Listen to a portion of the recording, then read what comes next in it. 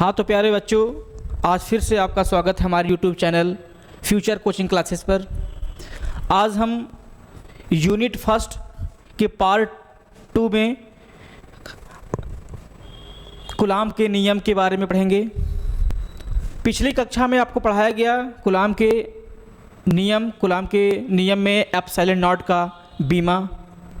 आज उसके आगे हम क्या सीखेंगे, तो चलिए देखते हैं आज के आगे इसमें सीखना क्या है। पहला हेडिंग डालेंगे कूलाम का नियम। कूलाम के नियम में आपका एप्सिलॉन नॉट का मात्रक क्या डालेंगे, एप्सिलॉन नॉट का मात्रक। हमने पिछली कक्षा में क्या सीखा, हमने पिछली कक्षा में सीखा एप्सिलॉन नॉट का बीमा। एप्सिलॉन नॉट है क्या, एप्सिलॉन नॉट वैद्युत की वैद्युतशीलता होती है। क्या होती है, वैद्युत की वैद्युतशीलता होती है। तो चलिए आज सीखते हैं एप्सिलॉन नॉट का आंकिक मान। जो डालेंगे पहला हेडिंग एप्सिलॉन नॉट का जो है मात्रक। एप्सिलॉन नॉट का मात्रक क्या होता है। एप्सिलॉन नॉट आपको बताया था फार्मूले से निकलेगा। क्या फार्मूला है, F is equal to 1/4 pi epsilon not Q1 Q2 by R square. F is equal to 1/4 pi epsilon not Q1 Q2 by R square. यहाँ पे 1/4 पाई क्या लिखा है, 1/4 पाई ये बीमाहीन राशि है, ये मात्रकहीन राशि है। जिसका मात्रक नहीं होता है उसकी कोई बीमा नहीं होती है। तो बचा क्या हमारे पास, F is equal to Q1 Q2 upon epsilon not R square.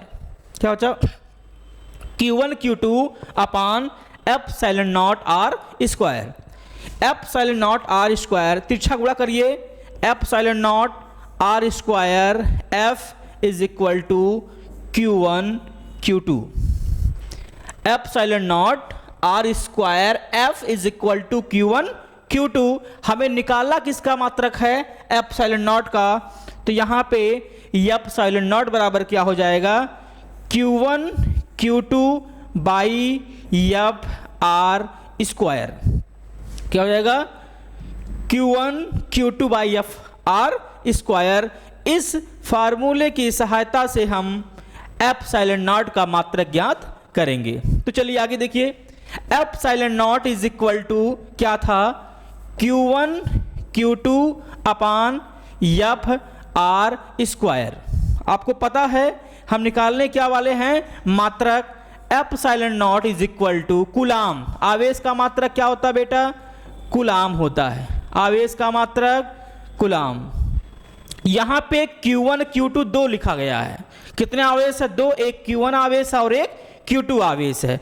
ये कैसे आवेश है, स्थिर आवेश है। कैसा आवेश है, स्थिर आवेश है। और पहले पाठ में वैद्युत क्षेत्र में हमको स्थिर विभव के बारे में पढ़ना है। किसके बारे में पढ़ना है, स्थिर आवेश के बारे में पढ़ना है।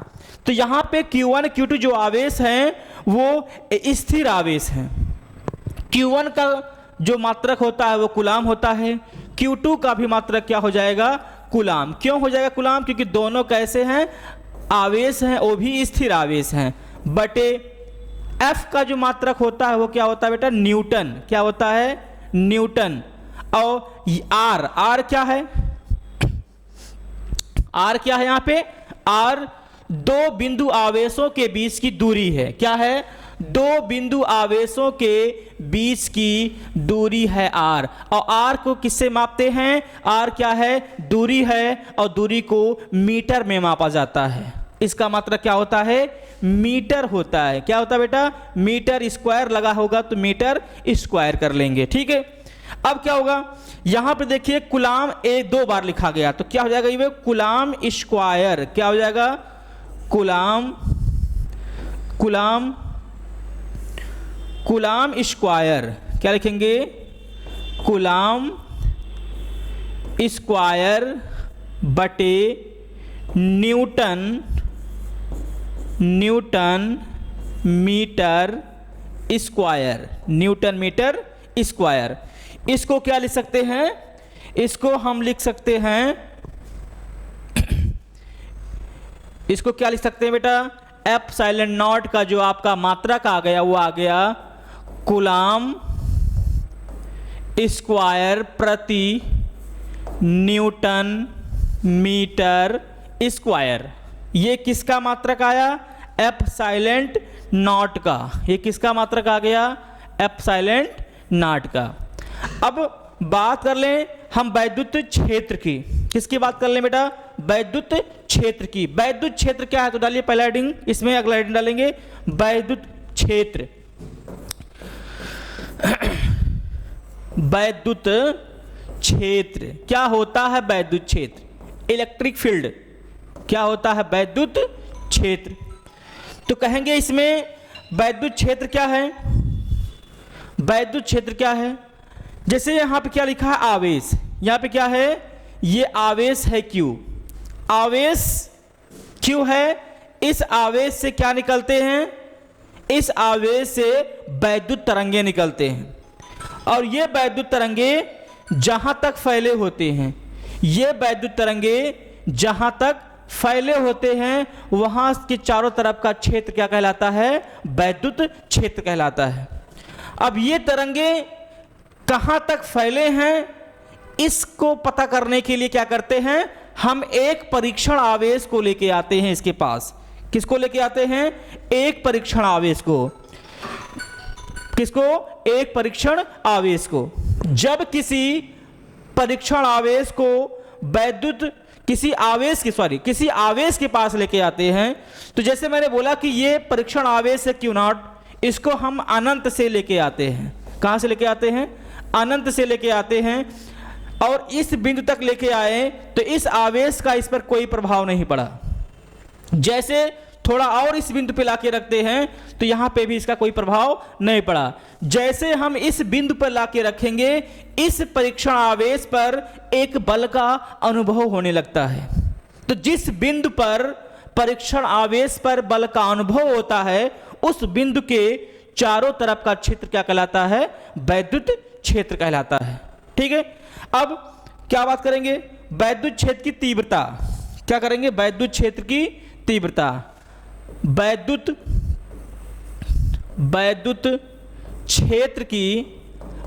क्षेत्र की तीव्रता।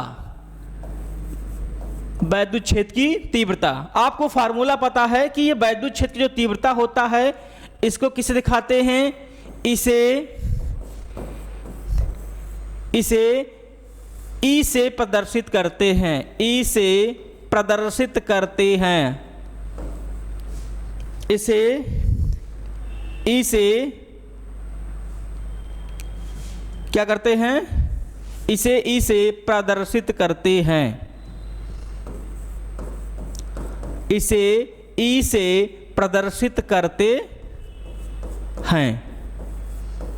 यह एक क्या है, यह जो है वैद्युत क्षेत्र की जो तीव्रता होता है, इसका फार्मूला क्या होता है, E is equal to F upon Q not.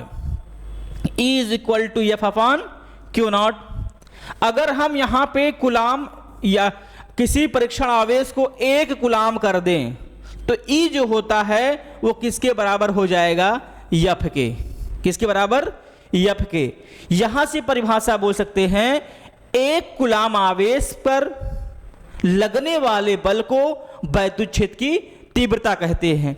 या दूसरी भाषा में कहें तो क्या लिखेंगे, जब किसी परीक्षण आवेश को, जब किसी परीक्षण आवेश Q नॉट को अनंत से वैद्युत क्षेत्र के भीतर लाते हैं, क्षेत्र के भीतर लाते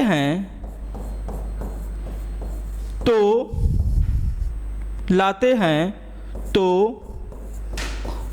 उस परीक्षण आवेश पर, उस परीक्षण आवेश पर जो बल कार्य करता है, जो बल कार्य करता है उसे वैद्युत क्षेत्र की तीव्रता कहते हैं। क्या कहते हैं? तीव्रता कहते हैं। ठीक है। जब किसी परीक्षण आवेश को Q0 को अनंत से वैद्युत क्षेत्र के भीतर लाते हैं तो उस परीक्षण आवेश पर जो बल कार्य करता है उसे वैद्युत क्षेत्र की क्या कहते हैं?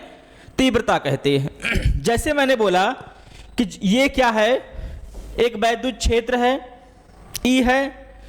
अगर हम किसी परीक्षण आवेश Q0 को इसके भीतर लाएंगे तो इस परीक्षण आवेश पे जो बल कार्य करता है वो बल प्रतिकर्षण का भी हो सकता है और आकर्षण का भी हो सकता है, क्योंकि इन पे तो चार्ज लिखा नहीं है। वो बल आकर्षण का भी हो सकता है, वो बल प्रतिकर्षण का भी हो सकता है, इन दोनों में से कोई एक। तो जो बल इस परीक्षण आवेश पर कार्य करता है उसी बल को क्या बोलते हैं? वैद्युत क्षेत्र की तीव्रता बोलते हैं। इसे कैपिटल ई से प्रदर्शित करते हैं। इसका फार्मूला E बराबर F/Q0 होता है। अब बात कर लें E, वैद्युत क्षेत्र E का मात्रक। E का मात्रक क्या होता है? वैद्युत क्षेत्र की तीव्रता का मात्रक क्या होता है? यहां पे आपको फार्मूले में भी पता चला कि E बराबर क्या होता है? F/Q0। क्या होता है? F/Q0 होता है। अब E इज इक्वल टू बल का जो मात्रक होता है वो क्या होता है बेटा? न्यूटन। और आवेश का मात्रक होता है कूलाम। क्या होता है? कूलाम। तो E का जो मात्रक आपका आया वो क्या आ गया? न्यूटन प्रति कूलाम। क्या आया? न्यूटन प्रति कूलाम। ये जो हैं वैद्युत क्षेत्र की तीव्रता के क्या हैं? मात्रक हैं। अब हम बात कर लें वैद्युत क्षेत्र की बीमा की। वैद्युत क्षेत्र की तीव्रता का, वैद्युत क्षेत्र की तीव्रता का बीमा। वैद्युत क्षेत्र की तीव्रता का बीमा। वैद्युत क्षेत्र की तीव्रता का बीमा क्या होता है? यह वैद्युत क्षेत्र की तीव्रता का मात्रक है। अब बीमा कैसे निकालेंगे? यहां देखिए E इज इक्वल टू क्या है? F/Q0। जहां F क्या है बेटा? जहां F क्या है? लगने वाला बल। लगने वाला बल किस पर? आवेश पर। किस पर? आवेश पर। कौन सा आवेश होना चाहिए? परीक्षण आवेश। परीक्षण आवेश। कौन सा आवेश होना चाहिए? परीक्षण आवेश होना चाहिए। हम निकालने क्या वाले हैं? E का बीमा। क्षेत्र की तीव्रता का क्या निकालना है? बीमा। तो यहां से अभी हमने फार्मूले में क्या देखा? हमने फार्मूले में देखा E इज इक्वल टू क्या होता है बच्चा? F/Q0। F/Q0। वैद्युत क्षेत्र की तीव्रता की बीमा निकालने से पहले हम इनके फार्मूले की क्या कर दें? पोस्टमार्टम कर दें। इनकी अलग अलग बीमा निकालने हैं तो वैद्युत क्षेत्र की तीव्रता की बीमा निकल जाएगी। तो बात करते हैं पहले F की। F क्या था? अभी मैंने बताया F एक बल है जो कि परीक्षण आवेश पर कार्य करता है। कब? जब परीक्षण आवेश को अनंत से वैद्युत क्षेत्र के भीतर ले आते हैं। अब यहां पे F इज इक्वल टू क्या है? F की बीमा क्या होता है? mLT⁻²। क्या होता है? mLT⁻²। ये बल की बीमा है। अब बल की बीमा आया कहां से? आपको एक फार्मूला पता होगा, बल का F बराबर ma। क्या होता है? ma। जहां ये यम क्या है? ये द्रव्यमान होता है। क्या होता है? द्रव्यमान होता है किसी पिंड का, किसी पिंड का, ठीक है। और ए क्या है? त्वरण होता है। क्या होता है? त्वरण। त्वरण किसे कहते हैं बेटा? वेग परिवर्तन के समय दर को, वेग परिवर्तन के समय दर को क्या कहा जाता है? त्वरण कहते हैं। यम क्या है? पिंड का द्रव्यमान है। ए क्या है? त्वरण। ये क्या त्वरण क्या होता है? वेग परिवर्तन के समय दर को त्वरण कहते हैं, ठीक है। तो चलिए देखिए यहां पे अब क्या होगा। त्वरण के बारे में तो हो गया। चलिए देखिए यहां पे अब लिखना क्या है। F इज इक्वल टू, अभी देखा आपने यम होता है द्रव्यमान की बीमा बेटा। जो यम है, यम क्या है? द्रव्यमान है। द्रव्यमान एक मूल राशि है। क्या राशि है? मूल राशि है। और मूल राशियों की अपनी एक मात्रक होता है, अपनी एक बीमा होती है। मूल राशियों के मात्रक को मूल मात्रक कहा जाता है और द्रव्यमान का जो मात्रक होता है वो m ही होता है। तो यहाँ पे F इज इक्वल टू, ये इसका बीमा क्या आ गया? यम। अभी निकालना किसका बीमा है? A का। अभी आप जानिए A क्या है? A क्या है? A क्या है? A त्वरण है। क्या है? त्वरण। अभी आपने फार्मूले में देखा A बराबर V minus you upon T. वेग परिवर्तन के समय दर को त्वरण कहा जाता है। जहां V क्या है? प्रारंभिक वेग। V क्या है बेटा? प्रारंभिक वेग है। ये क्या है? प्रारंभिक वेग। U क्या है? सॉरी, V क्या है? अंतिम वेग होता है। V क्या है? अंतिम वेग। V इज इक्वल टू अंतिम वेग। U इज इक्वल टू प्रारंभिक वेग। प्रारंभिक वेग। और T क्या है? समय। क्या है? समय है। V क्या है? अंतिम वेग है किसी पिंड का। U क्या है? प्रारंभिक वेग है। और T क्या है? समय। तो अभी त्वरण के बारे में बात चल रहा है, तो त्वरण के बारे में आपको कुछ जानकारियां मैं और दे दूं। त्वरण जो होता है त्वरण, इसको वेग परिवर्तन, वेग परिवर्तन के समय दर को त्वरण कहा जाता है। कहा जाता है, ठीक है। वेग परिवर्तन के समय दर को त्वरण कहा जाता है, ठीक। अब देखिए जो त्वरण होता है, जैसे मैंने बोला कि ये एक फुटबॉल है, इस पर क्या ये देखिए यहाँ पे माना कि क्या है, एक ये फुटबॉल है। क्या है? फुटबॉल है। ये इस तल पर यहाँ पे एक व्यक्ति है जो इसको, ये एक व्यक्ति है जो इस पर एक बल लगाता है। इस व्यक्ति ने इस फुटबॉल पर पैर से एक फोर्स लगाया, एक बाह्य बल लगाया, जिससे ये फुटबॉल आगे चल के धीरे धीरे यहाँ पे आके बिंदु बी पर रुक जाती है। कहाँ रुकती है? यहाँ पे ये कहाँ थी? बिंदु ए पर। जब इस पर बाह्य बल लगा तो ये पिंड चलना शुरू कर दिया और चलते चलते बिंदु ए पर जाके रुक गया। जब बिंदु ए पर जाके रुक गया तो इस पिंड को इस बिंदु बी पर रोका किसने?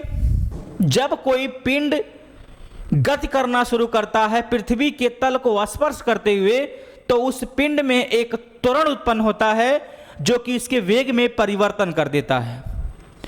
किसी भी वस्तु में वेग परिवर्तन दो तरीके से कर सकते हैं।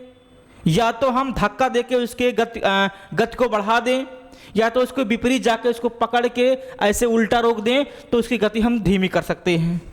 लेकिन त्वरण जो होता है बेटा, त्वरण ये पिंड के गति में कमी उत्पन्न करता है, रोक रहा है, वेग में परिवर्तन करता है, वेग को कम करता है, जिसके कारण फुटबॉल बिंदु बी तक जाते जाते रुक जाती है। इसका फार्मूला क्या था?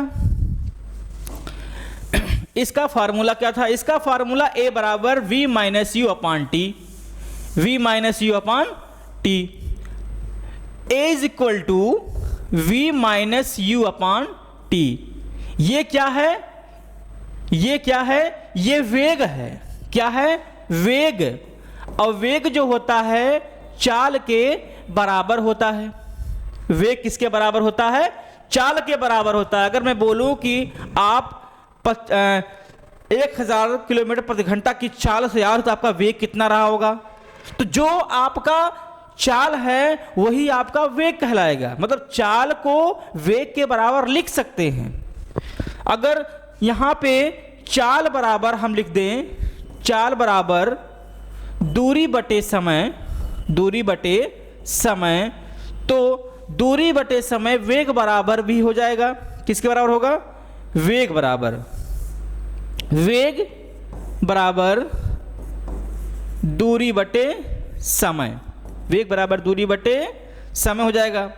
अब ये क्या है? वेग है। यहां क्या लिख सकते हैं? अगर हम इस फार्मूले को लिखना चाहें तो A बराबर ये हो जाएगा वेग, नीचे हो जाएगा समय। अब वेग बराबर क्या होता है? अब हम पहले निकालते हैं किसका मात्रक? वेग का मात्रक निकालते हैं, सॉरी वेग की बीमा निकालते हैं। वेग की बीमा क्या होगी?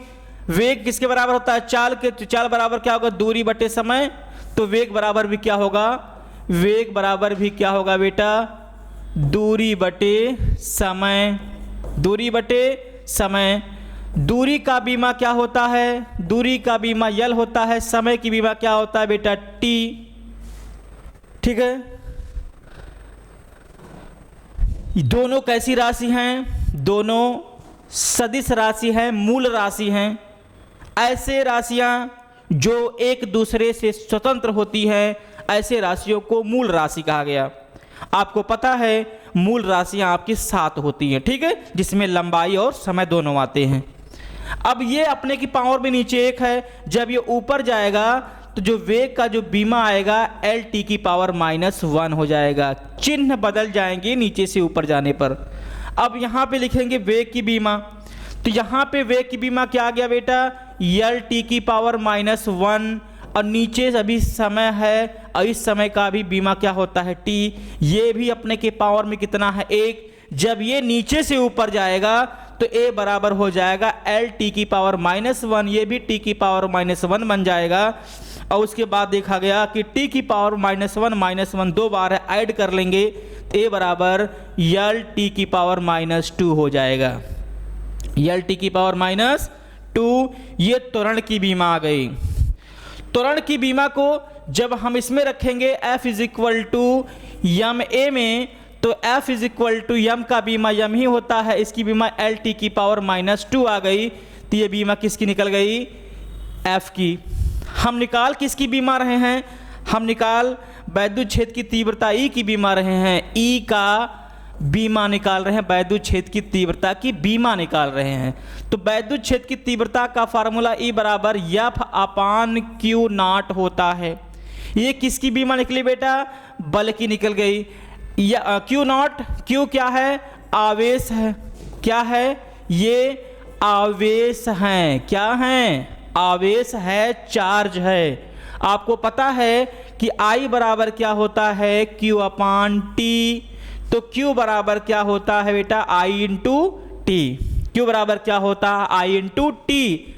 अब यहाँ से Q का जो बीमा होगा वो A होगा, समय की बीमा क्या होगी? T, इसलिए Q की बीमा क्या आ गई? AT। अब इसका मान और इसका मान हम दोनों इस इक्वेशन में रखते हैं तो किसकी बीमा निकल के आ जाएगी? वैद्युत क्षेत्र की तीव्रता की, यम एल टी की पावर -2 AT। ये अपने की पावर में कितना कितना है बच्चा? 1 है। जब ये नीचे से ऊपर जाएंगे तो इनका चार्ज बदल जाएगा, पॉजिटिव है तो निगेटिव बन जाएंगे। तो क्या हो जाएगा? यहाँ से जब नीचे से ऊपर लेके जाएंगे तो E is equal to M L T की पावर -2 ए की पावर -1 या इनवर्स से मिल सकते हैं टी की पावर -1। अब यहाँ पे देखा गया कि t की पावर -2 यहाँ है, t की पावर -1 यहाँ है, दोनों को ऐड कर लेंगे तो t की पावर कितना बन गया -3। तो e का e is equal to M L T की पावर -3 ए की पावर -1। इसको क्या बोला जाता है? वैद्युत क्षेत्र की तीव्रता की बीमा। ये क्या है? वैद्युत क्षेत्र की तीव्रता की बीमा है। अब यहाँ पे देखिए ये आया है आई। क्या आया है बेटा? आई। आई क्या है? अब थोड़ी देर हम वैद्युत धारा की बात कर ले। आई क्या है? ठीक है, धारा, विद्युत धारा की बात कर लेते हैं। तो विद्युत धारा क्या है? देखिए विद्युत धारा, विद्युत धारा, विद्युत धारा क्या होता है? इसे किससे प्रदर्शित किया जाता है बच्चा? इसे आई से प्रदर्शित करते हैं। इसे आई से प्रदर्शित करते हैं। इसे आई से प्रदर्शित करते हैं। यह एक अदिश राशि है। अदिश, यह एक क्या है? अदिश राशि है। हालांकि विद्युत धारा में दिशा और परिमाण दोनों होते हैं बेटा, लेकिन इसको सदिश राशि क्यों कहते हैं? क्योंकि ये सदिश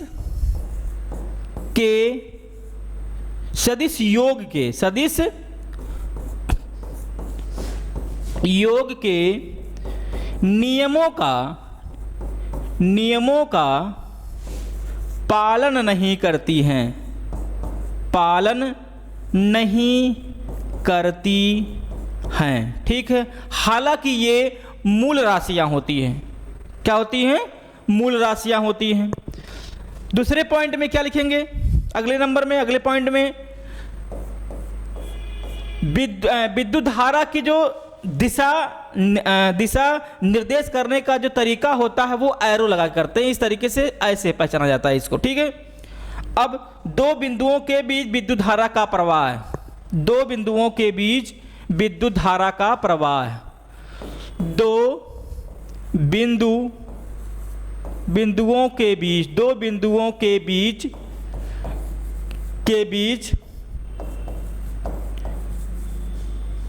विद्युत धारा के प्रवाह के लिए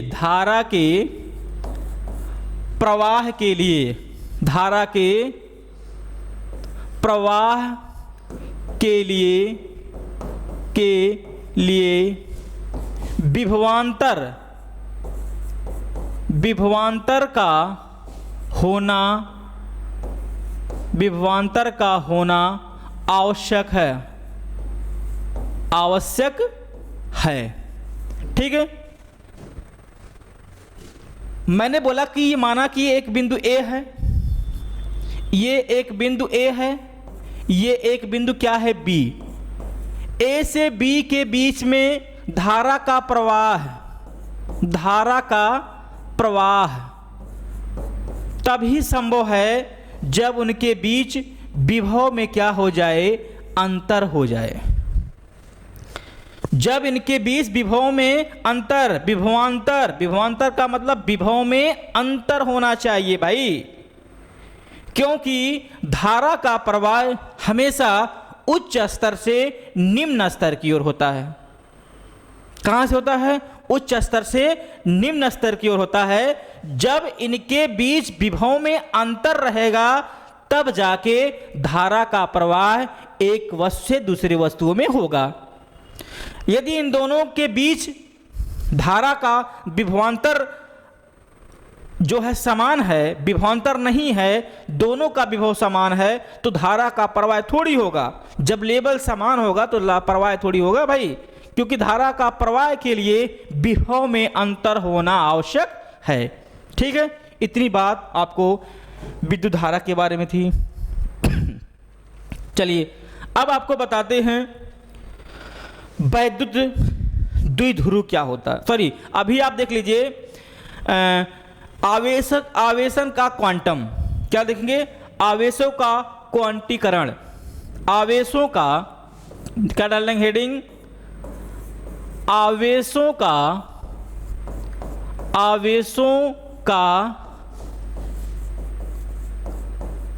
क्वांटीकरण, आवेशों का क्वांटीकरण।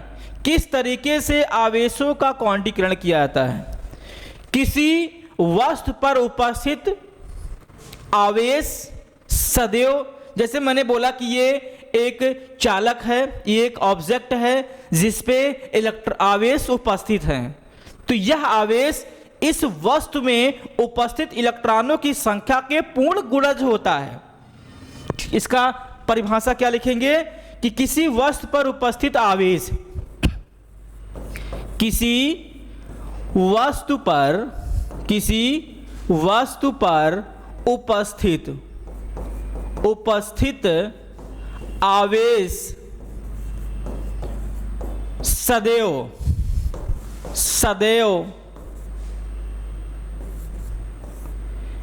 इलेक्ट्रॉन के आवेश का पूर्ण गुणज होता है, पूर्ण गुणज होता है।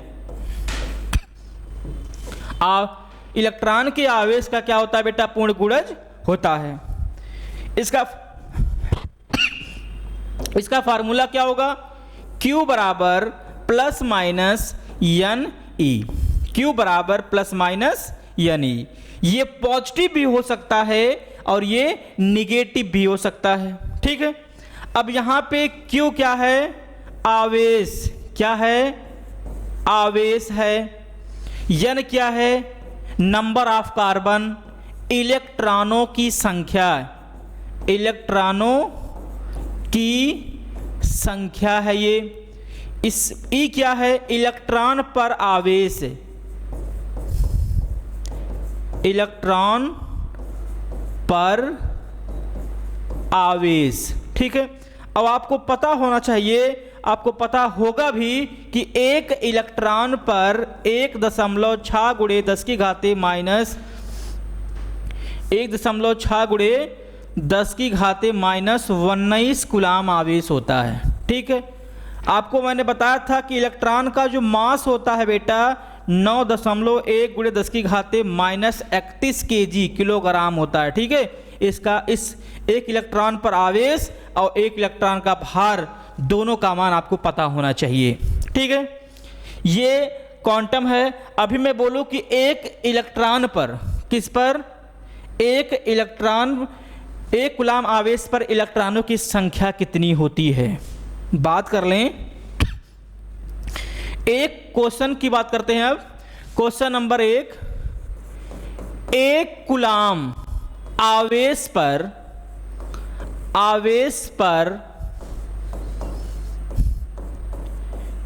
इलेक्ट्रॉनों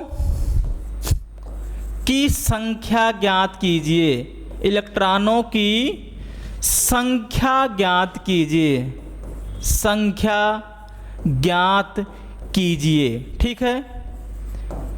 संख्या ज्ञात कीजिए। एक कूलाम आवेश पर इलेक्ट्रॉनों की संख्या ज्ञात कीजिए कि एक कूलाम आवेश यदि है तो उस पर कितने इलेक्ट्रॉनों की संख्या उपस्थित है, ठीक है।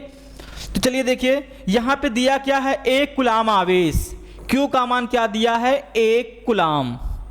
आवेशों की संख्या, इलेक्ट्रॉनों की संख्या, और इलेक्ट्रॉनों की संख्या क्या होता है?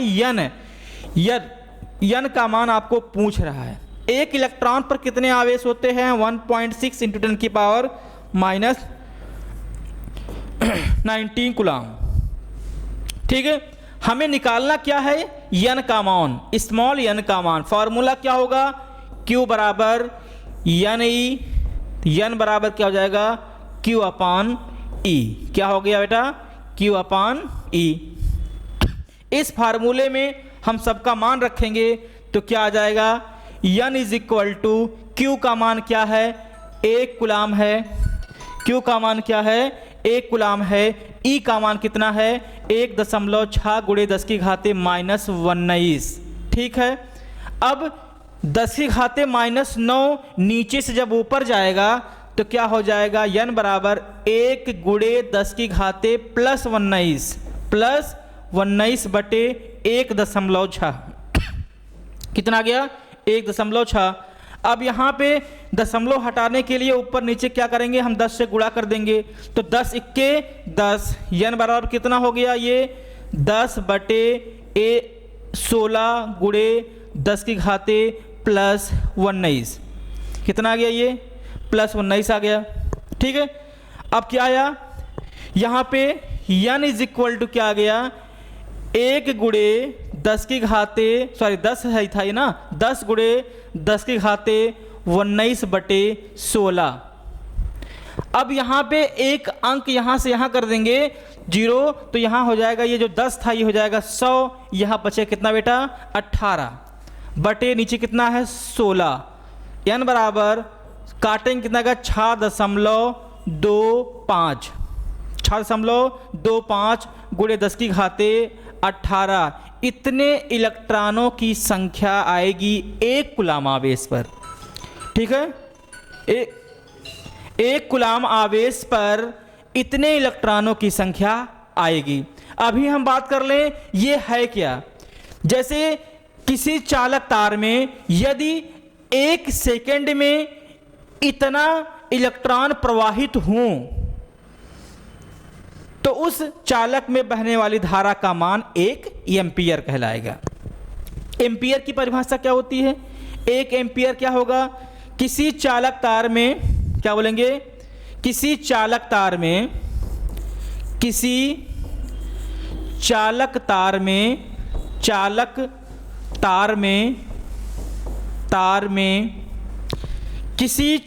तार में एकांक समय में प्रति एकांक समय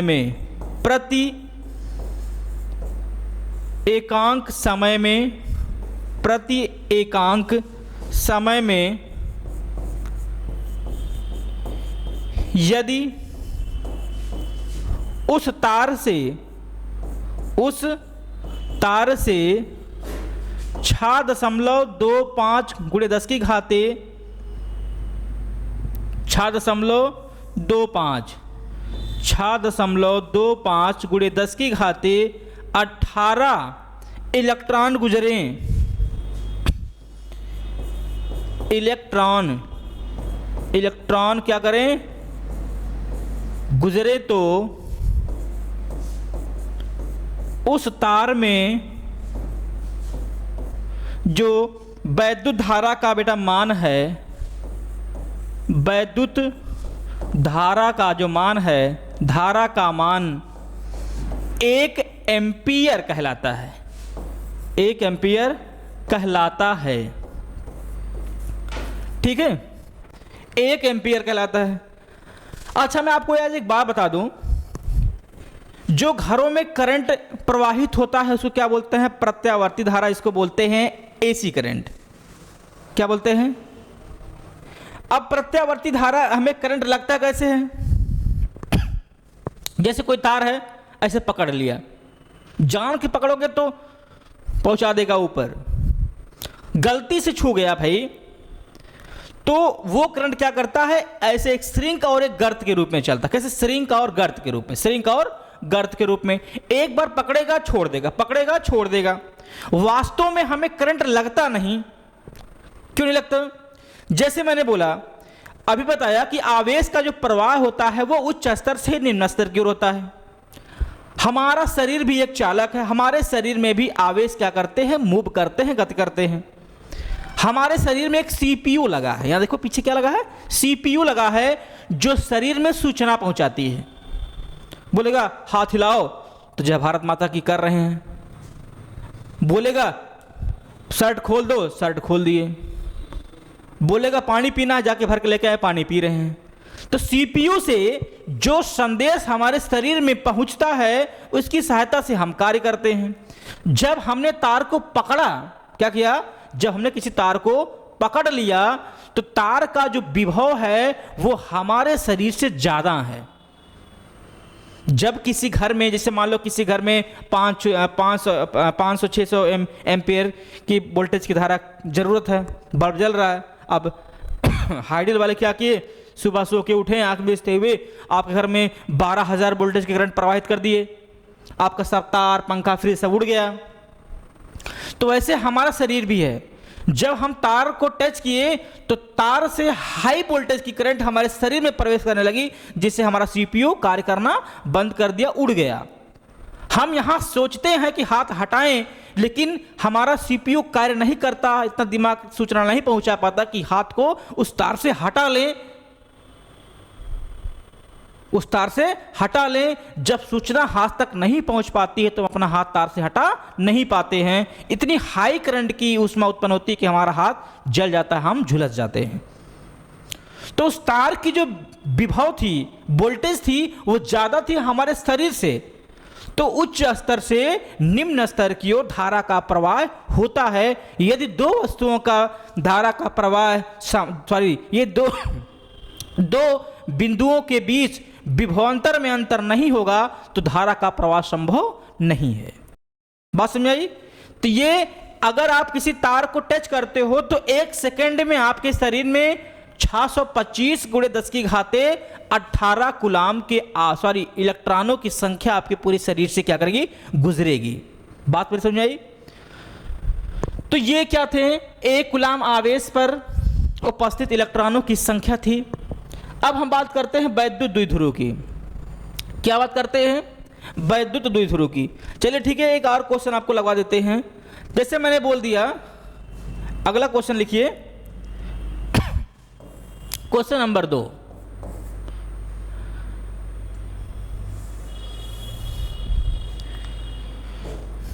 एक कूलाम आवेश पर आवेशों की संख्या इतनी आ गई, ठीक है।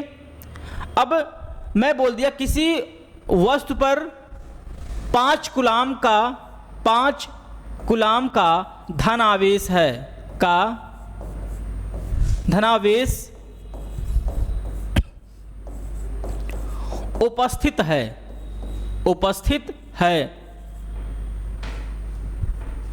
तो उस वस्तु में इलेक्ट्रॉनों की संख्या, तो उस वस्तु में इलेक्ट्रॉनों की संख्या ज्ञात कीजिए। इलेक्ट्रॉनों की संख्या ज्ञात कीजिए, ठीक है। यहां पे 5 हटा दीजिए, यहां क्या कर लीजिए, 16 कूलाम का धनावेश उपस्थित है किसी वस्तु पर, और वस्तु कैसा है, चालक है। 16 कूलाम का धनावेश उपस्थित है किसी वस्तु पर, किसी चालक वस्तु पर, तो उस वस्तु में इलेक्ट्रॉनों की संख्या ज्ञात कीजिए कितनी होगी, ठीक है। अब देखिए यहां पे अभी जैसे पहले बताया कि यहां पे Q बराबर क्या दिया है, 16 कूलाम।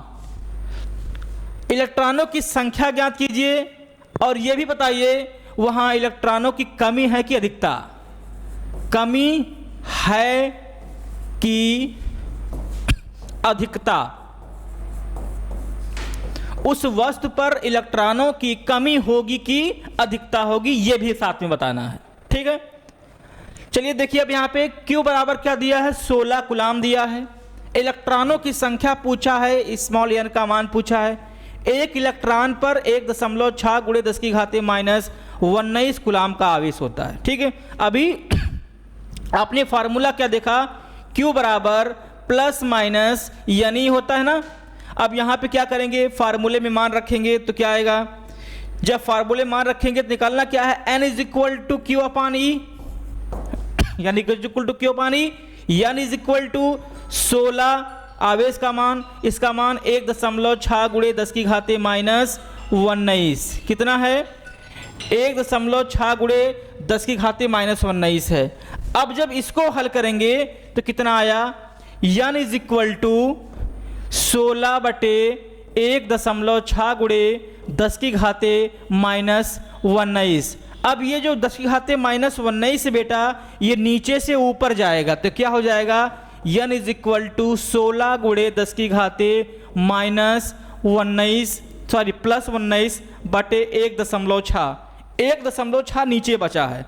अब इसको दशमलव हटाने के लिए क्या करेंगे, ऊपर नीचे 10 से गुणा और भाग कर लेंगे। तो n इज इक्वल टू क्या आ गया, ये आ गया 16 गुणे, देखिए पावर में 1 है, 19 और 1 20, 10 की घाते 20 बटे ये हो गया 16 से 16 कट जाएगा। तो यहाँ पे n बराबर क्या आ गया बेटा, n बराबर आ गया 10 की घाते 20 इलेक्ट्रॉनों की संख्या होगी। और ये कैसा है, पॉजिटिव चार्ज है, धनावेशित। देखो क्वेश्चन में क्या लिखा गया है, क्वेश्चन में क्या लिखा गया है, यहाँ लिखा है 16 कूलाम का धनावेश उपस्थित है। किसी चालक पर वस्तु पर 16 कूलाम का धनावेश उपस्थित है तो उसमें इलेक्ट्रॉनों की संख्या ज्ञात कीजिए, कितनी आई, 10 की घाते 20। इलेक्ट्रॉनों की कमी होगी कि अधिकता, पॉजिटिव चार्ज लिखा है यहाँ पे बेटा, धनावेशित लिखा है। और जिस वस्तु पर धनावेशित होता है, धनावेश उपस्थित होता है, मैंने पहली वीडियो में पढ़ाया था कि जिस वस्तु पे धनावेश उपस्थित होता है उस पे इलेक्ट्रॉनों की क्या होती है, कमी होती है। क्या होती है, कमी। ठीक है, उस पे इलेक्ट्रॉनों की क्या होती है, कमी होती है। तो आप लोगों को ये जो पढ़ाया गया आज यूनिट फर्स्ट का भाग 2 में, मुझे विश्वास है कि आप लोगों को सारी बातें समझ में अच्छी तरीके से आई होगी।